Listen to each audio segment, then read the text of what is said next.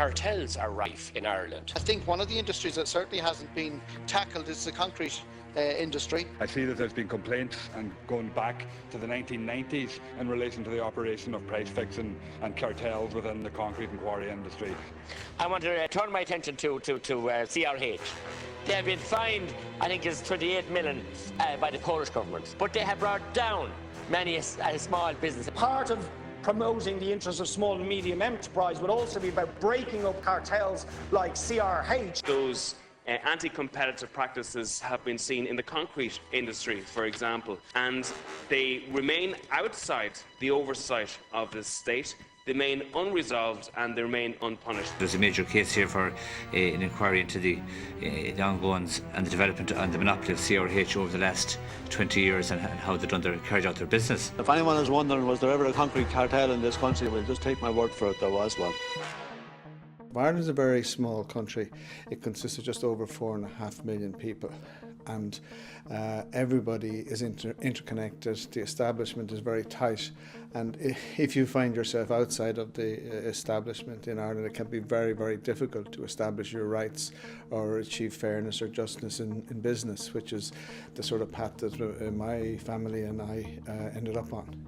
We have spent many decades in the cement, ready-mix concrete block aggregates business, and the business has over the decades become totally dominated by a firm called CRH PLC. The structure of the market and the behaviour of the market enabled this company to evict dozens upon dozens upon dozens of family businesses right throughout the decades, the 70s, the 80s, the 90s and the 2000s. It's going on to this day. CRH came to me and they sought to secretly acquire my business. And they were pressurising me in various markets, making me run up losses. I was getting into a very vulnerable position. In total, they put me out of business on 4 different occasions. We were financially slaughtered. Some construction companies themselves have been found to be operating cartels. So in other words, they get a road job or some sort of an infrastructure job, and they collude with other construction companies to artificially increase the price.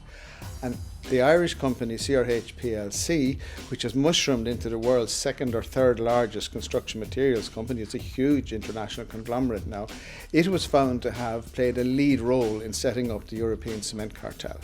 And the other companies, indeed, the other large companies like Holcim and Lafarge and Heidelberg have all had their own findings against them by cartel authorities, be it the German Federal Cartel Office, be it the European Commission or in other countries around the world. There's been many findings where this artificially increased price can be up to 30%. Now, it is the same in the construction materials sector. The present Trump administration has indicated that it intends to spend over $1 trillion on infrastructure in the US. Now, and many of the European companies that I've just mentioned are operating and major operators in the US market. For example, CRH PLC is the #1 in the US construction materials market. So if it goes unchecked, if nobody bothers to check what's going on and see are there in fact cartel practices taking place in the US, it could cost literally $300 billion. That's $300 billion that can be stolen from US citizens.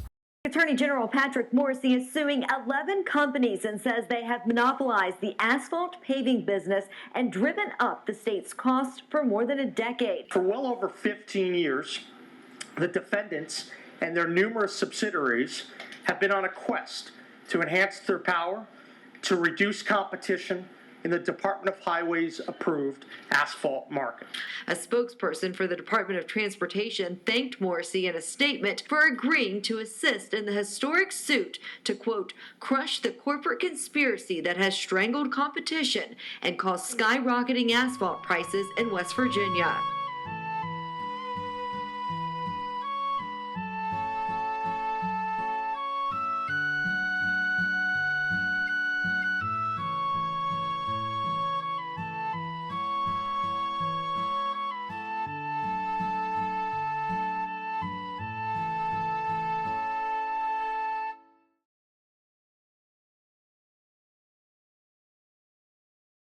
European law very clearly states that a member state cannot make it excessively difficult or practically impossible for an aggrieved party to take a competition law action.